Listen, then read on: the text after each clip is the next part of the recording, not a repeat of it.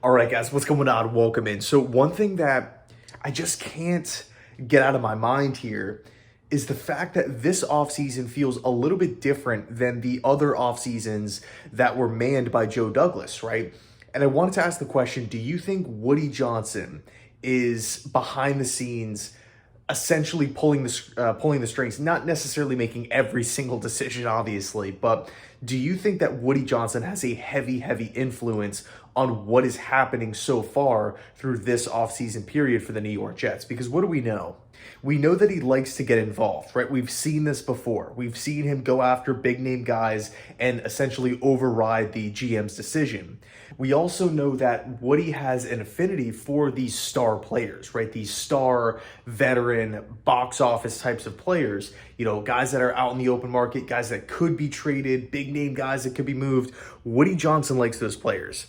And look, I don't know him personally. I've never talked to Woody Johnson, but just reading his actions, it seems like he prefers those types of players as opposed to drafting, waiting, developing. He would rather just, go for the kill shot. Let's make a trade. Let's trade the draft picks. Let's go get this veteran player.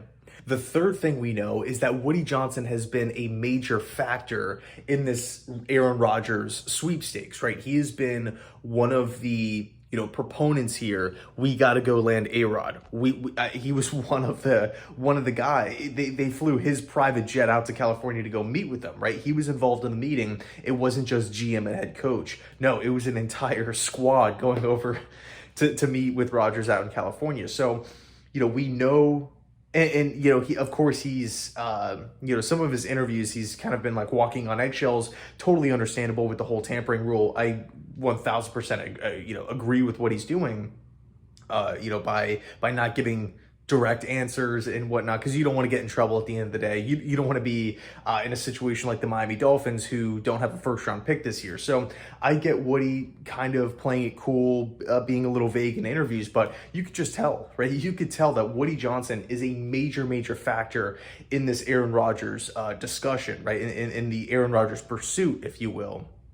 The fourth thing we know, typically Joe Douglas, right, throughout the years of him being the Jets general manager, he hasn't really been going after these big name guys, right? Of course, we can mention a few. Deebo Samuel sticks out. Tyreek Hill sticks out. There were some rumors that the Jets could be interested in Deshaun Watson, obviously before the allegations came out. There were some rumors last year about DK Metcalf, but typically he's always past. He's always been a little bit more, passive on the first, day, the first wave of free agency, try to sign cheaper 1-year contracts to maybe 3-year deals. You're not seeing Joe Douglas act like Mike Maccagnan, if you will, right? Not at all. Mike Maccagnan was a guy who, any big name that was out there, we're in on it, right? And that this is kind of what this offseason feels like. I mean, if we think back to the Maccagnan era, bring back Revis, Cromartie, who else? Ryan Clady, CJ Mosley, Anthony Barr. I also believe Maccagnan went out and acquired Brandon Marshall early in 2015. I could be wrong on that, but I'm pretty sure it was Maccagnan. But anyway, this offseason kind of feels like it's a Maccagnan-ran offseason with how many big names are linked to this Jets team. It doesn't feel like it's Joe Douglas, to me at least, right? And again, it's not to say that Joe Douglas doesn't like superstars or, it's against his, philosophy to target these guys, because again, there was open dialogue. There were reports saying that, hey, the Jets were this close to landing Tyreek Hill. They were on the brink of making this blockbuster type of deal. All I'm saying, though, is that we look at this offseason, we look at all the big names that the Jets are linked to. This is crazy. Aaron Rodgers, let's just go through them. Aaron Rodgers, Ezekiel Elliott, Odell Beckham Jr., Orlando Brown, Fletcher Cox, Jessie Bates, Tremaine Edmonds, Calais Campbell. Who else? You can make an argument. Alan Lazard. I know Alan Lazard isn't like a top 5 superstar wide receiver, but you can say, hey, out of the available free agent wide receivers, so not including guys like DeAndre Hopkins and whatnot, out of the free agents, Jacoby Myers, Sammy Watkins, guys like that, Nelson Aguilar. Allen Lazard and Mecole Hardman were probably two of the top three. So by just reading the tea leaves here, is Woody Johnson essentially saying, look, the AFC is stacked. We're right on the cusp of making the playoffs. We're coming off Joe Douglas's best season as GM, 7 wins. We have a nice roster, but it's not an elite roster. We need proven veterans. We need superstars. I mean, think about all the teams in the AFC that are not only just good and will be making the playoffs next year, but all of the quote-unquote bad teams, they're all taking steps in the right direction, right? Houston Texans, the brand new head coach in Ryans, they're bringing in, whoever it's going to be, CJ Stroud, Bryce Young at the top of the draft. Houston is taking steps in the right direction.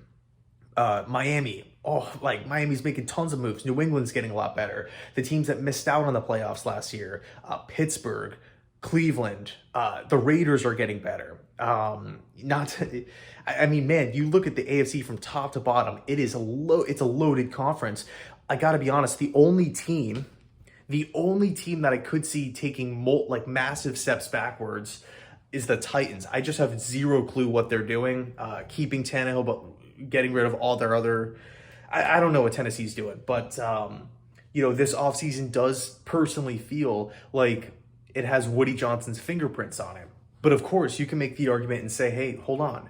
What if Joe Douglas is having a mentality shift, if you will, right? Because he's been here since June of 2019. And, we're still having problems on the offensive line.